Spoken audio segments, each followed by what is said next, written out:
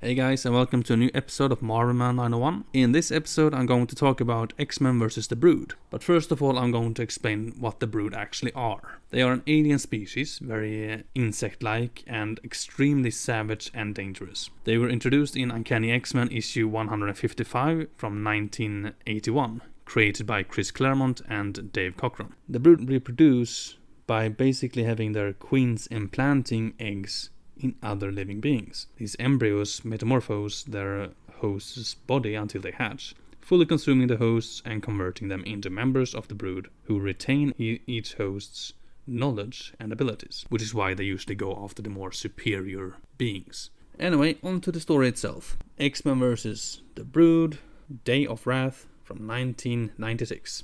Written by John Ostrander and art by Bryan, Hitch and Paul Neary. It begins with Empress Brood, which is introduced in this one, who basically is talking to Hannah Connover, which is a human which has been impregnated with a brood queen. But she is currently fighting this transition, and the Brood Empress is not happy about this. So she is basically threatening, explaining about the brood, saying that they are all powerful, they're all very dangerous and special and all that. And pretty much says to her that if she don't comply with what the Empress is telling her to do, she will send the Firstborn, their assassins, to come there and kill her and everything that she has created, the ones that she has infected with brood embryos. What she doesn't know though is that Jean Grey happens to hear this dream, everything that happens in it, and it terrifies her. She awakens, tells Scott, Cyclops, who is sleeping beside her, all about it. They are currently away from the X-Men. They are currently in Arizona with her family, and she tells Scott that they need to talk to the professor straight away, which they do. After having filled in the professor about everything that she has learned in this dream, he awakens or tells the rest of the X-Men, who happen to be Storm, Cannonball, Bishop, Wolverine, Beast, and Iceman. They're all filled in on about the brood. Some of them have fought them before and others haven't. He pretty much tells them that they have to make sure that this fighting human, this human who is actually managing to fight the transition, has to be protected from the Firstborn, so that they can actually learn more about the brood, how to stop them or fight them. So naturally off they go in the Blackbird, and Professor X stays behind in case he needs to assemble the X-Force if they need backup.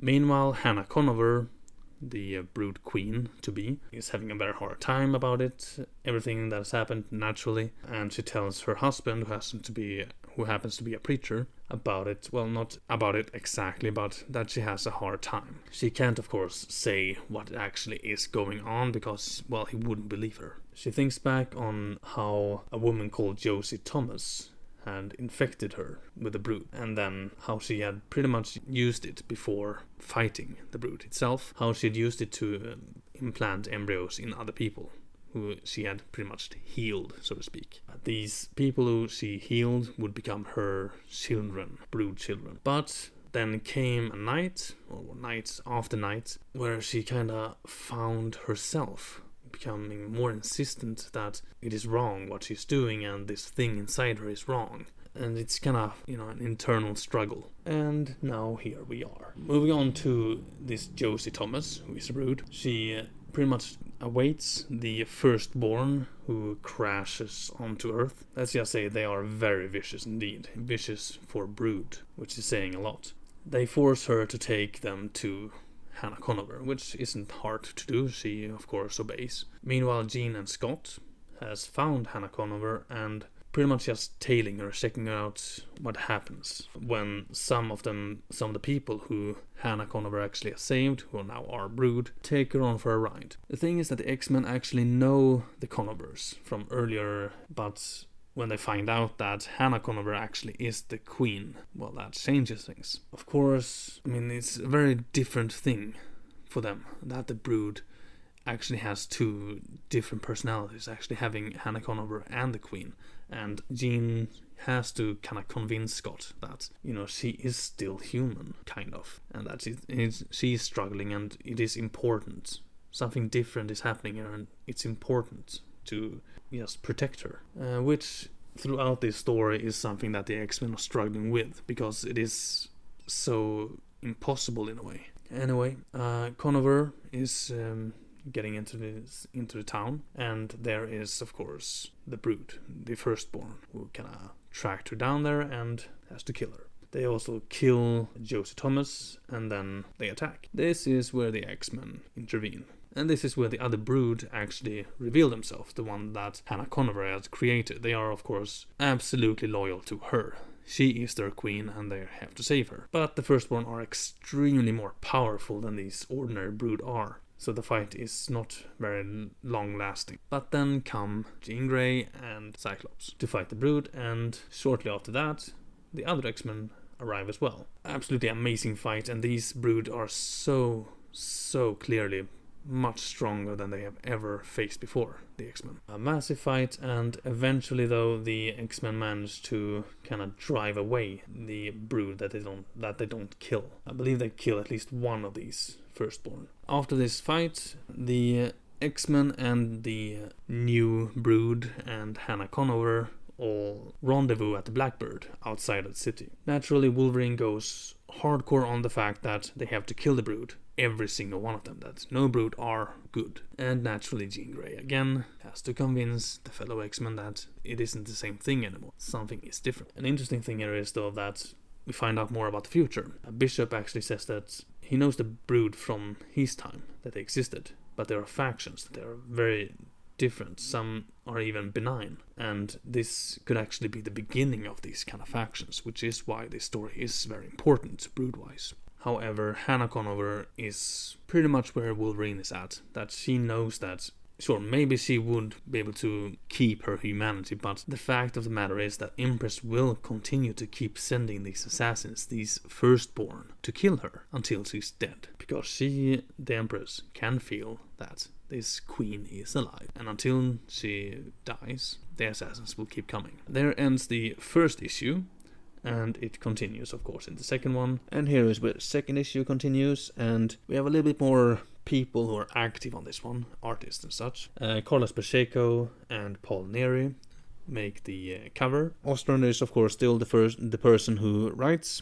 And we have a bit more on the internal part. Bryan Hitch continues. Sal Velluto starts with the penciling as well. Inkers are, of course, Paul Neary, continuing, and then Andy Lanning and Harry Candelario. But the story itself continues very much where the first story ends. Where Hannah Connover continues with the fact that she has to die. That's the only logical choice. She is a Brood Queen. There's nothing she can do about that. And Wolverine definitely agrees. However, Cyclops stops them, saying that, of course, the X-Men are about preserving life, not ending it, taking the easy road. They do have to find a way to fix this, find a solution to this problem. And that is the hard part. Connover is not agreeing with this, and she takes matters into her own hands when she sends her own Brood against the X-Men to enable to escape. So the Brood attack the X-Men, and Connover runs away. Even though these are not completely fully formed Brood, they are still Brood. They are strong. But apparently there's some kind of one of the orders that Connover sent to the Broods is that they're not to kill the X-Men, only to delay them so that Hannah Connover can get away. And she has sensed that the Firstborn are nearby, so she pretty much ran off to save the X-Men. And when the Brood get a signal from Hannah, they run away. Naturally, the X-Men follow. Wolverine tracks the Brood, and Jean follows. The X-Men go into teams in order to find Hannah Connover and hopefully be able to save her. There's a lot of moral debating here. Wolverine pretty much goes the easy way, as he always does. Let the Brood fight it out, and whoever survives is killed by the X-Men, which naturally is not something that Jean agrees with, as that's who he's talking to at the moment. She pretty much says that they have to cling to humanity, they have to save the humanity part. If that is gone, well then, we can kill the Brood, but so long as the humanity part in Hannah Connover remains, then she has to be saved. Beast and Iceman having similar moral discussions as well, but this is more about how to keep her alive, because it's a damn near impossible situation that they're in. And of course the fact that she has made others, innocent people, into Brood. That is a very bad thing, and why should they actually save her for that? Storm and Cannonball flying are having the same kind of discussion. Is it worth saving her? Storm is more in the feeling that she can't be the one to decide who lives or dies. If you go for the ideal that save everyone who can be saved, then that's worth doing. Meanwhile, Hannah Connover is, she finds, well, the other brood find her as she's running, and so do the Firstborn. Naturally, a fight begins again, where the brood try to save their queen against these massive, extremely powerful, vicious Firstborn. She runs as her children dies, pretty much. Not all of them. Wolverine and Jean catch up, and they fight the brood as well. The other X-Men as well come to the same place as Jean sends out a signal, a thought to them. Doesn't take long for the others to catch up as either, and pretty amazing fight really. These monsters against the X-Men are just, it's beautiful to watch. Cyclops kinda empowers Bishop with an extremely powerful blast, and Bishop almost kills one of the Firstborn, but not entirely. But it's pretty awesome to see that part as well. Meanwhile, at the site of the Glory Day mission, where Connover's husband is, they can actually see a lot of fighting in the distance. A lot of energy is blasting back and forth, and thinking that it's probably the X-Men fighting, and it's probably where Hannah is. The preacher Connover goes into his car to go there hoping to find his wife. Meanwhile, the fight continues, and it is starting to go sideways. The X-Men are starting to realize that they can't keep protecting Hannah Connover as well as fighting these Firstborn. And so, while making a distraction, Jean tells Cannibal to grab Hannah and just fly off, which he does. Again, they continue to try to figure out a way to save her, how to make sure that the Brood Empress believes that Hannah is dead. And Wolverine still doesn't go for this, of course. He goes, it doesn't work that way. Kidding yourself if you think otherwise. She has to die. Beast, however, goes into maybe we can recalibrate her DNA, maybe we can cure her. Many hypotheses, but all of it are long shots, of course, and extremely dangerous to even attempt. Meanwhile, though, the Firstborn track down the preacher Connover, Hannah's husband, and easily captures him to lure Hannah into a trap. Which works. They send out a kind of telepathic message to her saying that we have your husband, we're going to kill him if you don't come to us.